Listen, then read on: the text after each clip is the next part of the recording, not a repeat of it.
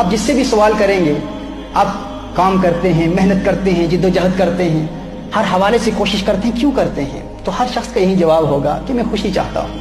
ہر شخص خوش رہنا چاہتا ہے، خوشگوار اور خوشحال زندگی گزارنا چاہتا ہے۔ دیکھیے، ایک تاجر پورا دن محنت کرتا ہے اپنی تجارت کو، اپنی بزنس کو، اپنے کاروبار کو پھیلانے کے لیے اور زیادہ سے زیادہ نفع کمانے کے لیے اپنی تمام تر توانائیاں اور صلاحیتیں صرف کرتا ہے۔ تو اس سے پوچھے تو کیا چاہتا ہے؟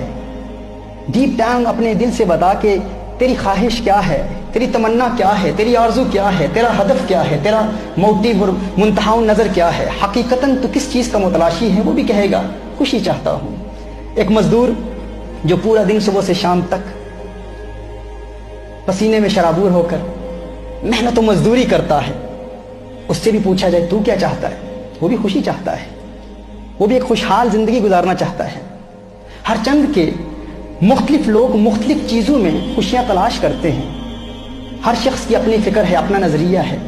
اگر کوئی شخص بیمار ہے تو اسے بیماری کی وجہ سے ہمیشہ پریشانی لاحق رہتی ہے، پریشان رہتا ہے بیماری کی وجہ سے۔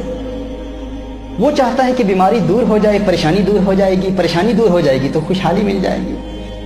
اسی طرح اسٹوڈنٹس ہیں، انہیں ہمیشہ امتحانات میں ناکامی کا خدشہ رہتا ہے، خوف رہتا ہے کہ ناکام ہو گئے تو ناکامی پریشانی میں مبتلا کر دے گی، تو وہ چاہتے ہیں کامیابی مل جائے، تو وہ کامیابی میں خوشیاں تلاش کر رہے ہوتے ہیں۔ اسی طرح جن والدین کے اولاد نافرمان ہے، وہ چاہتے ہیں کہ اولاد فرما بردار ہو جائے، وہ اولاد کی فرما برداری میں خوشیوں کے متلاشی ہیں، خوشیوں کے متمنی ہیں۔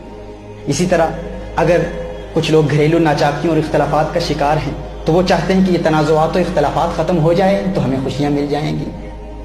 اسی طرح کسی کا محبوب اس سے جدا ہو گیا ہے، کوئی پیارا جدا ہو گیا ہے تو وہ اس جدائی کو اپنی خوشیوں کا قاتل سمجھتا ہے، وہ چاہتا ہے کہ جدائی ختم ہو جائے، محبوب مل جائے، پریشانی ختم ہو جائے گی، سکون مل جائے گا، خوشیاں مل جائیں گی۔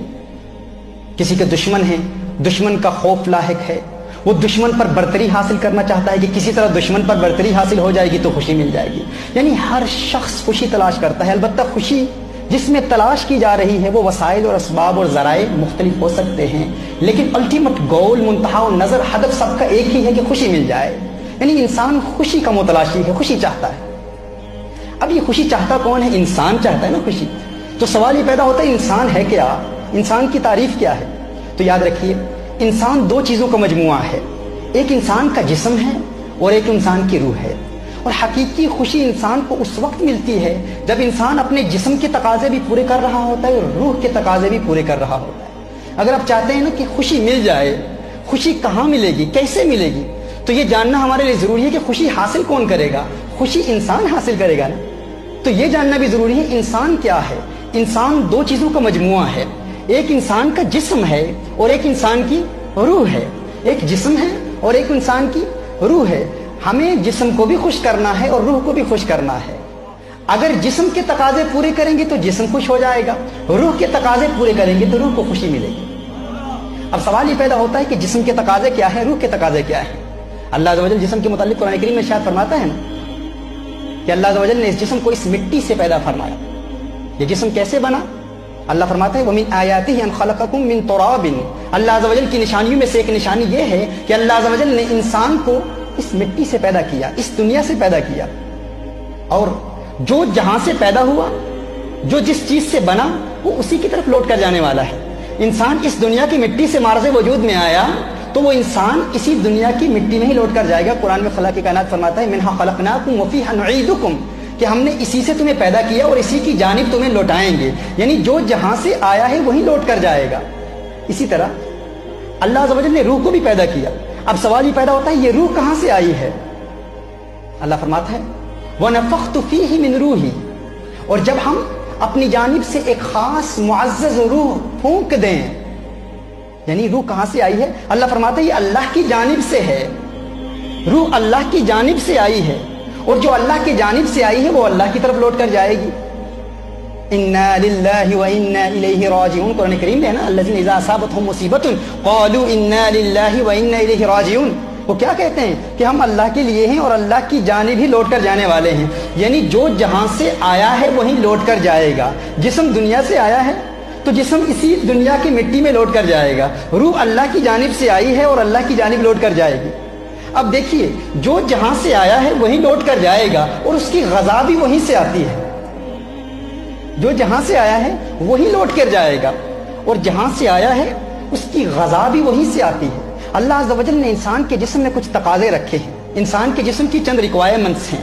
انسان چند چیزیں چاہتا ہے. مثال کے طور پر ہمیں پیاس لگتی ہے, ہم پانی چاہتے ہیں. اللہ عز و جل نے انسان کے جسم میں پیاس رکھی ہے.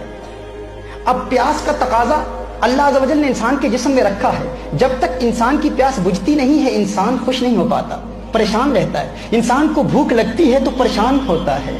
جب انسان کھانا کھا لیتا ہے تو پریشانی دور ہو جاتی ہے. ایسا ہے نا کہ جب تک انسان کھانا نہیں کھاتا انسان پریشان رہتا ہے. کھانا کھا لیتا ہے پریشانی دور ہو جاتی ہے. ہر چند کی وہ پریشانی عارضی طور پر دور ہوتی ہے لیکن کھانا انسان کے جسم کے تقاضوں کو پورا کر رہا ہے. تو اللہ عز و جل نے انسان کے جسم میں بھی کچھ تقاضے رکھے ہیں اور اللہ عز و جل نے انسان کی روح میں بھی کچھ تقاضے رکھے ہیں. جسم کا تقاضا کیا ہے؟ جسم کو بھوک لگتی ہے, جسم کو پیاس لگتی ہے. کھانا بھوک مٹاتا ہے, پانی پیاس بجھاتا ہے. یعنی انسان کے اندر اللہ عز و جل نے انسان کے جسم میں کچھ چیزیں رکھی ہیں. انسان کے جسم کے کچھ تقاضے ہیں. جب وہ تقاضے پورے ہوتے ہیں تو عارضی طور پر انسان کو خوشی محسوس ہوتی ہے.